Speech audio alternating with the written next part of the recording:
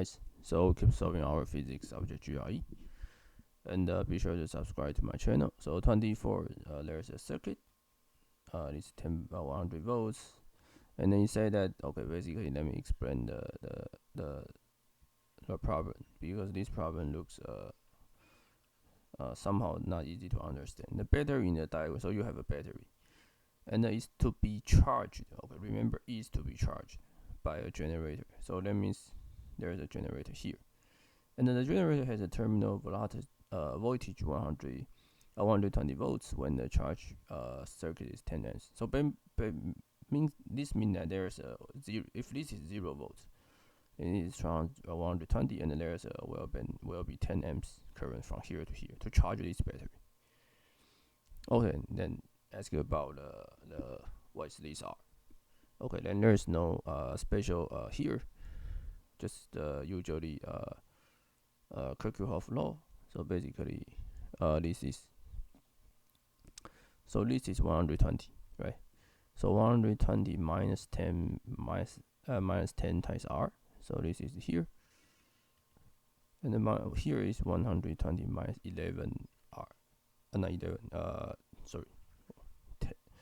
Minus 10 R minus 1 minus 1 minus 10, because there's the current is 10. Then minus 100 is 0. So this is the equation you need to solve. It's very easy that you can see 10 is equal to 10R. So R is 1. So the answer is 1. The answer is C. So once you understand the question, then you can see the answer. So remember, the circuit must from here to here. So if you set the current to be this way, then this equation cannot hold. Then you will solve the resistance to be negative, then which is impossible. Okay, and 25, basically you can see the question. He said that there's a charged particle releases from rest, and then there's a constant E and constant B. They are parallel, and then start beginning the V is 0. Okay, so by Lorentz force, this is important formula you must remember. Okay, your V is 0, so at the beginning there's no V, so the force is just QE. So you will become a straight line and parallel to the electric field. So if this is positive, then it will be along the electric field. If not, it will be other directions. But the answer must be E, straight line. Okay, so 26 say that the nickel target is bombarded with fast electrons. The minimum electron energy need to reproduce X-ray. Okay, so remember that the hydrogen atom contains this. This is the energy level of the hydrogen atom. And for the for the general this so-called K series, the answer need to be modified by this. Okay, and this Z minus 1 square is basically the if you use the Bohr model, then you will get Z square. But this 1 minus 1 should be a shading effect. But if you don't know, but if you miss, if you write this Z minus 1 square to be Z square, I think the answer is still the same. So En should be so E1 should be 13.6 times 28 square. 28 square. So basically it's 13.6 times 900. So this is almost 10. So this is close to 1000. So you have 1, 2, 3, 4. So the answer is D. Okay, 27, the hypothesis. So this is the common sense. Ask about which explain the significance of the process spin. Okay, so spin basically just when you plug a magnetic field, then you will split up into different directions. Tell you that electron has two kinds of spins: spin half and spin negative half. So the answer is D. Diffraction of the moving electron by a uniform magnetic field. Basically, this is a Stern-Gerlach experiments. So common sense that you must remember. Okay, and 28, it gives you the wave function as about what is the normalization. So common sense, right? Because you have this, so wave function need to be normalized. And then now your parameter is 5, so you just integrate from 0 to 2 pi, it must be 1. So we have a squares, and the complex conjugate is exponential minus I5, so it disappear. So it tells you that 2 pi a squared is 1. So a is 1 over square root of 2 pi. So the answer is D. The answer is D. Okay, and 29 said a negative test moving charge near a long straight wire in which there is a current. A force will act on test charge in the direction parallel to the direction of the circuit if the motion of the charge is in the direction of what? Okay, so 29 looks hard to understand. Basically, how about we plot the graph and see whether we can get the answer.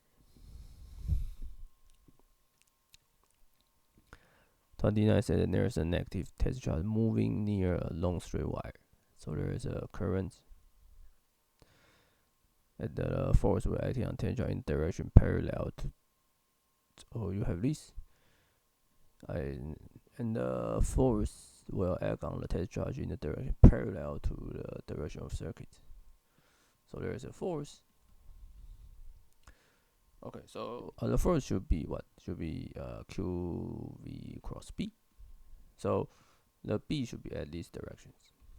So from your rules, your right hand rule, you need to find the velocity which give you the answer, right? So but remember that Q is negative. So if you just use the B V cross B,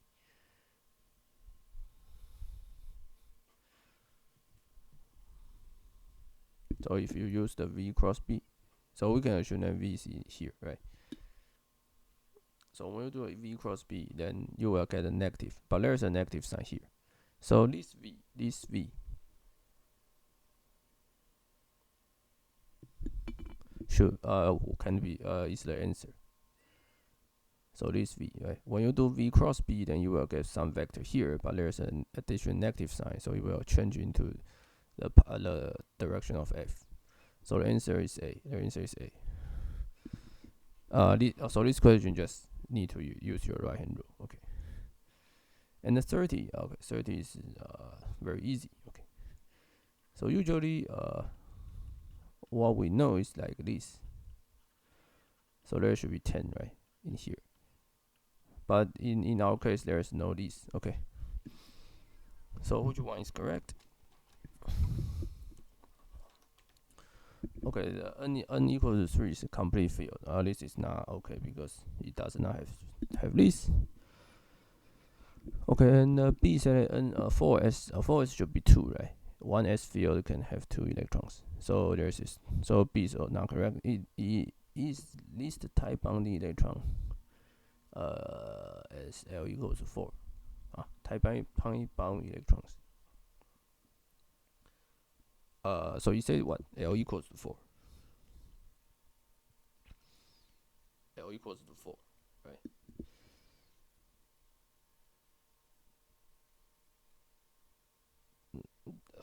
So remember that when s equals 0, it means L equals to S means L equals 0.